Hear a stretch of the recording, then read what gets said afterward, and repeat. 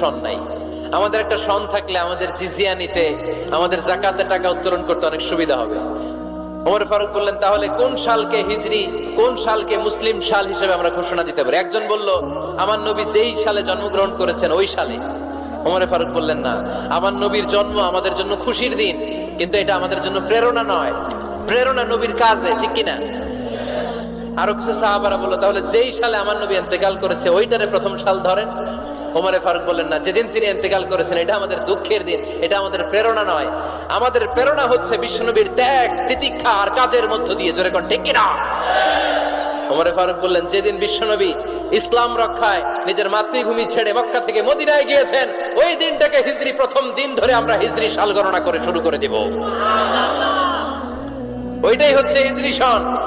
সেখান থেকে হিজরি সনের প্রবর্তন করেছেন সাইয়েদনা ওমর ফারুক রাদিয়াল্লাহু তাআলা আনহু। এই যে স্টেট